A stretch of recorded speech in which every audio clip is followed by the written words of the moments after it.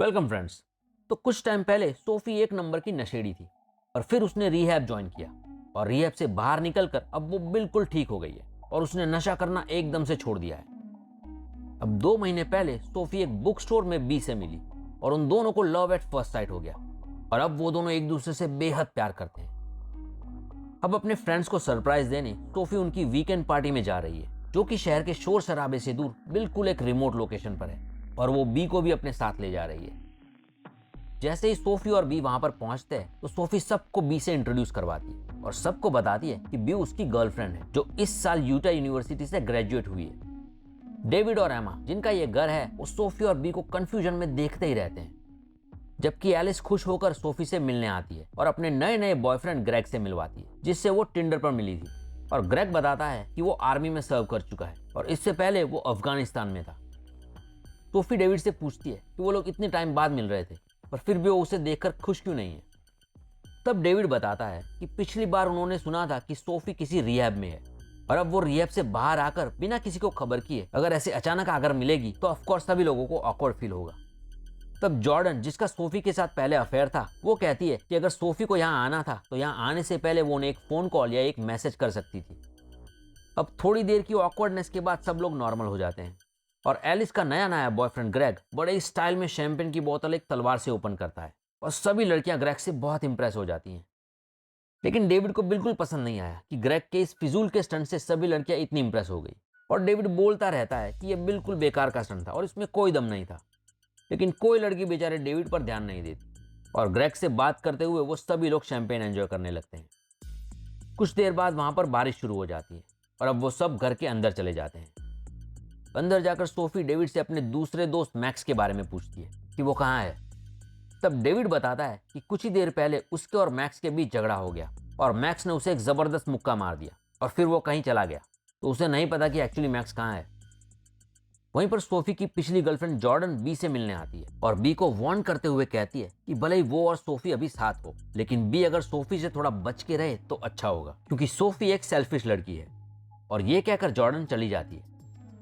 थोड़ी देर बाद सब मिलकर एक स्टूपिड सा गेम खेलते हैं जहां पर डेविड और ग्रेग के बीच बहस हो जाती है और डेविड ग्रेग को जोर से मुंह पर पंच मार देता है और ये कहकर कि अब उसे नहीं खेलना, ग्रेग सोने चला जाता है। और थोड़ी देर बाद अपनी गर्लफ्रेंड एमा पर गुस्सा होकर डेविड भी वहां से चला जाता है और अब बस वहां सिर्फ लड़कियां रह जाती हैं जो अपनी तरह एंजॉय करना शुरू कर देती है। पर तभी बाहर की बारिश तूफान में बदल जाती है और घर की बिजली चली जाती है। कुछ देर बाद वो सभी सोने जा ही रही होती हैं कि डेविड घर के बाहर से खिड़की पर टकराता है जिससे सभी लोग चौंक जाते हैं। जब वो लोग बाहर जाते हैं तो देखते हैं कि डेविड खून से लथपथ है और उसका गला कटा हुआ है। पहले वो लोग पुलिस को कॉल करने का सोचते हैं पर रिमोट लोकेशन होने की वजह से यहाँ पर नेटवर्क कवरेज बिल्कुल नहीं है और बिजली जाने की वजह से उनका वाईफाई भी चला गया था और तो और तूफान की वजह से अब लैंडलाइन फोन भी नहीं चल रहा था।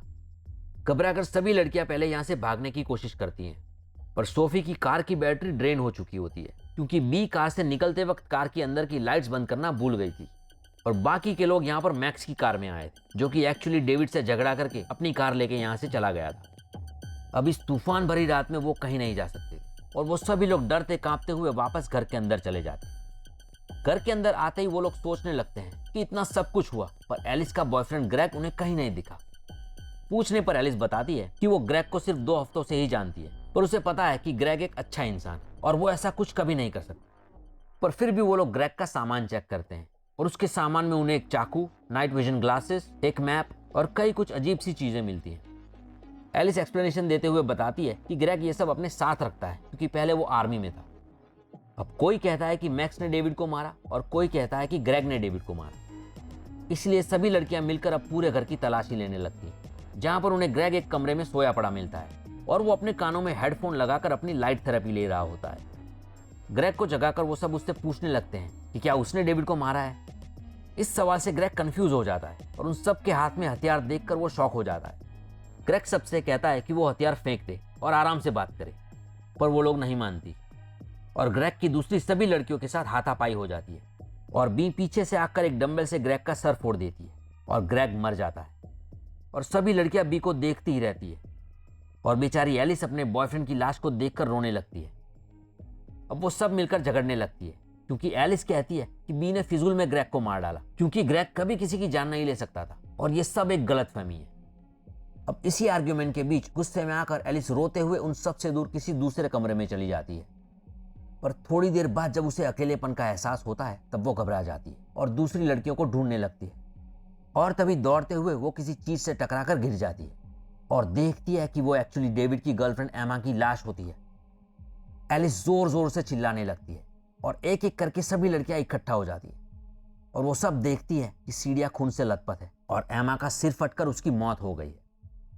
थोड़ी देर चीखने चिल्लाने के बाद चारों लड़कियां, जो कि सोफी, बी, जॉर्डन और एलिस है, वो एक खुले कमरे में बैठ जाती है और कुछ देर बाद वो लोग आपस में गैस करने लगती हैं कि आखिरकार हम में से कातिल कौन हो सकता है। तब एलिस और जॉर्डन बी पर शक करने लगते हैं क्योंकि अब वही एक थी जिसे वो नहीं जानते थे। सोफी बी को बचाते हुए कहती है कि वो बी को पिछले 2 महीने से जानती है और बी ऐसा कुछ कभी नहीं कर सकती। पर जॉर्डन सोफी को बताती है कि उसने इस साल यूटा यूनिवर्सिटी से ग्रेजुएट हुए सभी स्टूडेंट की लिस्ट चेक की है और उसमें बी का कोई नामो निशान नहीं। अब इस बात से सोफी भी चौंक जाती है और सोफी भी सोचने लगती है कि आखिरकार बी ने उससे झूठ क्यों बोला कि वो यूटा यूनिवर्सिटी से ग्रेजुएट हुई है। बी कहती है कि वो एक्सप्लेन कर सकती है कि उसने झूठ क्यों बोला। पर जॉर्डन और एलिस बी पर इल्जाम लगाते हुए कहते हैं कि डेविड को बी ने ही ढूंढा था, ग्रेग को भी उसी ने डंबल से मारा और एमा जब सीढ़ियों से गिरी तब बी भी ऊपर ही थी। अब सोफी कंफ्यूजन में इन सारी बातों पर गौर करने लगती है और बी चिल्लाती रहती है कि उसे डर था कि अगर वो ग्रेग को नहीं मारती तो ग्रेग किसी को मार डालता, इसलिए उसने ग्रेग को मारा। पर डेविड और एमा की मौत से उसका कोई लेना देना नहीं है। लेकिन एलिस और जॉर्डन बी को धक्का मारकर तूफान भरी रात में घर से बाहर निकाल देते हैं। इस तूफान भरी रात में बी अब वापस घर के अंदर जाने की कोशिश करती है पर घर के सारे खिड़की दरवाजे बंद हैं। पर तभी एक खिड़की से बी देखती है कि जॉर्डन के पास एक गन है और पता नहीं जॉर्डन इस गन से क्या करने वाली है। बी जब घर की दूसरी तरफ जाती है तो उसे एक पैट डोर दिखता है जिसके अंदर से वो आसानी से वापस घर के अंदर चली जाती है। पहले वो तीनों बी को देखकर चौंक जाते हैं पर बी सोफी को अपनी सच्चाई बताती है कि वो यूटा यूनिवर्सिटी में सिर्फ एक सेमेस्टर ही खत्म कर सकी क्योंकि उसके बाद उसकी मम्मी की दिमागी हालत खराब हो गई थी और उसे अपनी मम्मी की देखभाल करने के लिए कॉलेज छोड़ना पड़ा। और जब उसे सोफी मिली तो वो सोफी को इम्प्रेस करना चाहती थी, इसलिए उसने सोफी से झूठ बोला कि वो यूटा यूनिवर्सिटी से ग्रेजुएट हुई है। साथ में भी सोफी और एलिस से ये भी कहती है कि उसने खिड़की से देखा है कि जॉर्डन के पास एक गन है, तो उन लोगों को जॉर्डन से दूर रहना चाहिए और शायद डेविड और एमा को जॉर्डन ने ही मारा है। अब एलिस और सोफी कंफ्यूज हो जाते हैं कि वो बी से बचे या जॉर्डन से। पर तभी जॉर्डन अपने पॉकेट से गन निकालती है और सब लोग डर जाते हैं।